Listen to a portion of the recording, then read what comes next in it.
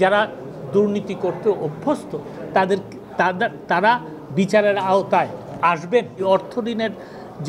অর্থ ঋণ আদালতে যে মামলা আছে সেইগুলি দ্রুত নিষ্পত্তি করার জন্য সকল প্রকার ব্যবস্থা করা হবে। যারা সরকারি চাকরিতে ঢোকেন তাদের ঢোকার সময় সম্পত্তির একটা হিসাব দিতে হয় এবং যাওয়ার সময় সম্পত্তির হিসাব নেওয়া হয় কিনা সেটা আমি জানি না, কিন্তু সে ব্যাপারে আমি দেখব। কিন্তু কথাটা হচ্ছে যে বাংলাদেশে যেটা হয় সেটা হচ্ছে যারা এরকম দুর্নীতি করে অগাধ সম্পত্তির মালিক হন তাদের কিন্তু এখন স্বাধীন অ্যান্টি করাপশন কমিশন তদন্ত করে বিচারের আওতায় আনেন।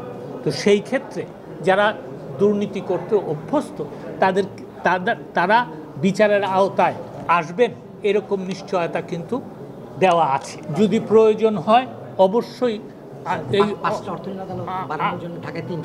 অলরেডি দেওয়া আছে এবং প্রয়োজন হলে 5টা বাড়ানোর ব্যাপারে প্রস্তাব দেওয়া আছে এবং ইনশাল্লাহ সেই প্রস্তাব মতো 5টা বাড়ানো হবে। ঢাকায় 3টা এবং সারা বাংলাদেশে চিটাগংয়ে 2টা।